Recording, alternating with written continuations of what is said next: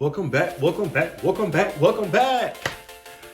Like to welcome you to my first, not my first video, but technically my first video besides the introduction of Seated and Stowed.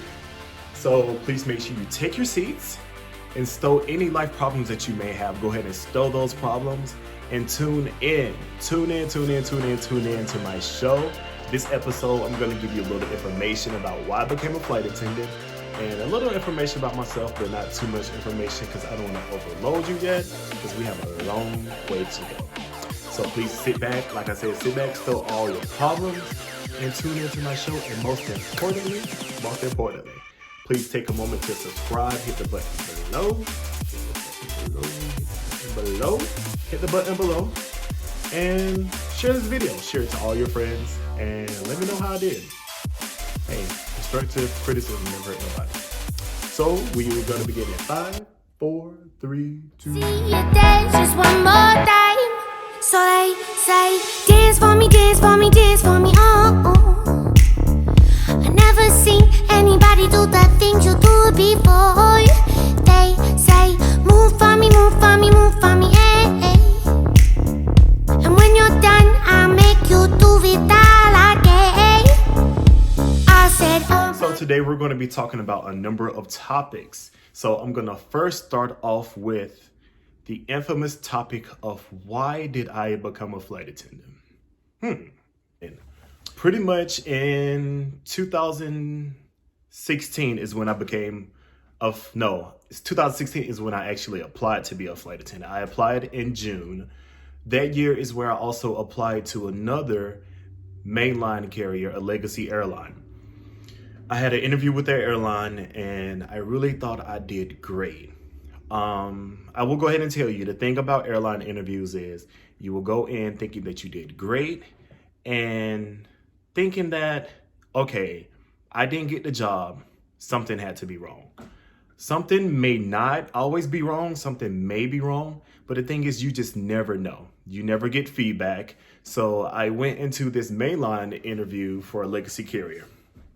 And they really made me comfortable, made me feel at home. I drove there from my hometown and I got there and I gave it my best. Literally walked into the room and I seen flight attendants line the walls. It was literally almost 100 flight attendants in the room. And for the first time ever, I was starstruck and I was in shock.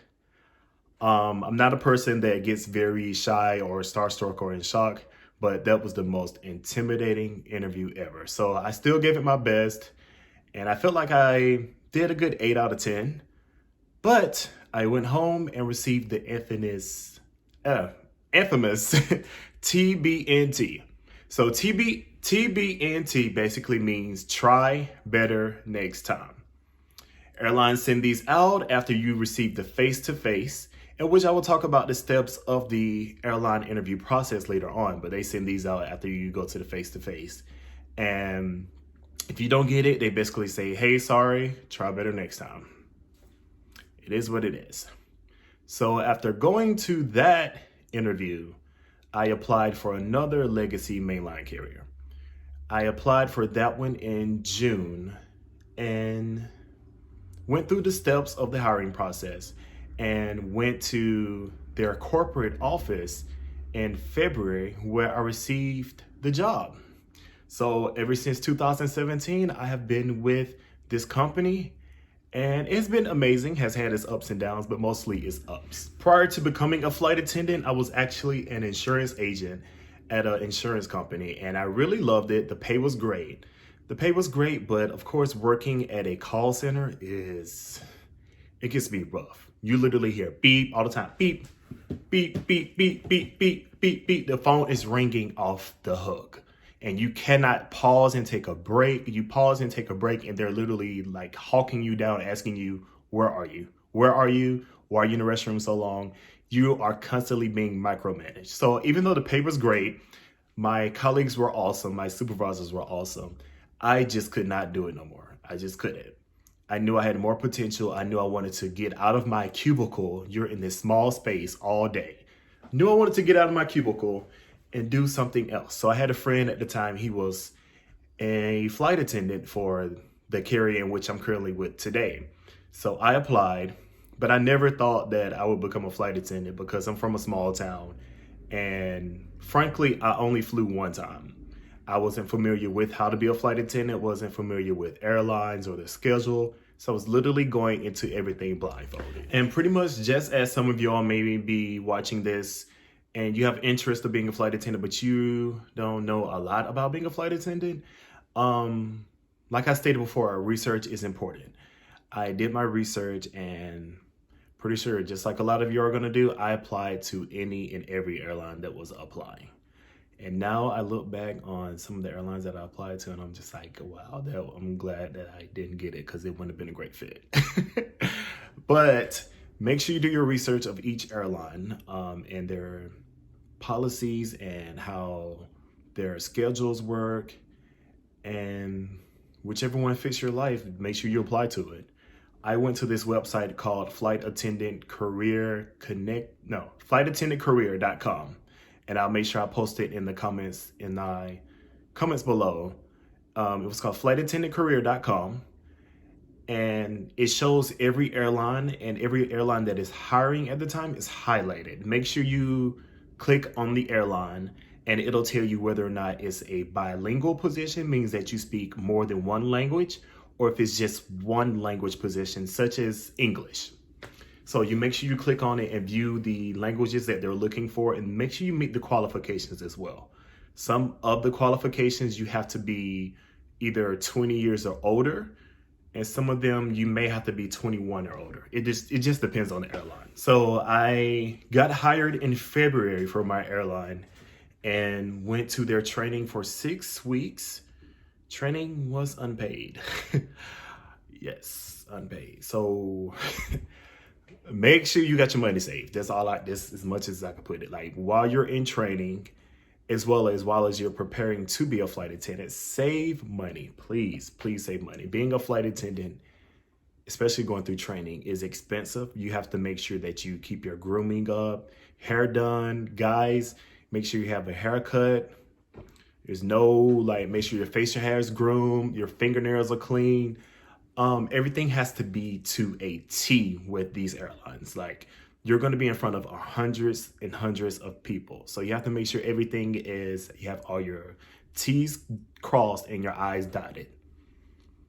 It gets to that point sometimes. Like, you're going to be, once you're hired and you become a flight attendant, start working your schedule, you're going to be doing the demo in front of over 100 people in which you do not know. And they don't know you. They're just going to be staring at you.